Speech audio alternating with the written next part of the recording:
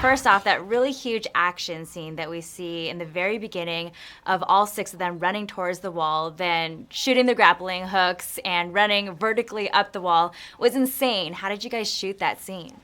Yeah, it was kind of a big puzzle filmed over a long period of time. So seeing it cut together was interesting because we didn't know exactly how it was going to come out. But yeah, it was quite technical. You know, you're hanging on wires for long hours of a day, and then you're putting pieces together. You're shooting guns, and you're trying to make it feel as real as possible. But generally, it was fun, and I think it was an ambitious thing for the director to try, and I'm glad he did because it looks visually really interesting. I think it's also a mixture with the really awesome film score, but all together with the choreography, it just looks so badass. It makes me want to jump in and do that exact scene. Yeah, it's the concept of running vertically up a wall like that is kind of cool. Speaking of other scenes where you don't exactly know what it's going to look like until the end, you also have that one scene where you're in the Bureau aircraft and you have to take down like 10 guys. How is it to shoot that scene?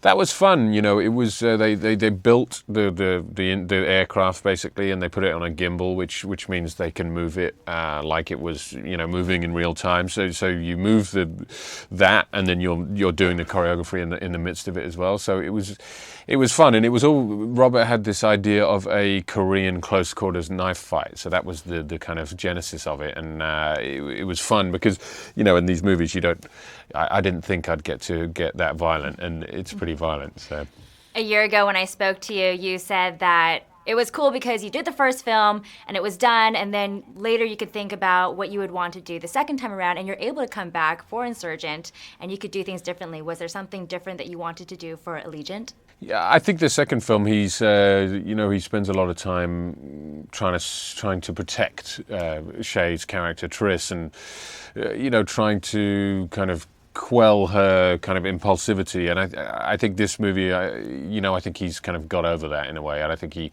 can take a step back and make informed decisions. And also it's good, I enjoyed the fact that they actually split up, they go in different directions.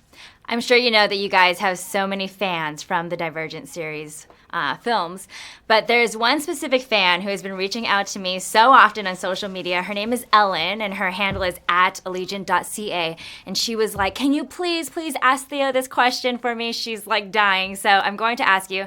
She said that for Pledge Allegiant Day, Jeff Daniels stated that if he wasn't playing David, he would want to play 4. So she wants to know what you would think about that type of casting. Jeff Daniels, I think he'd make a good one. I think he'd make a good 4 actually. He's kind of quite analytical. I think it would be a great choice. We should do that.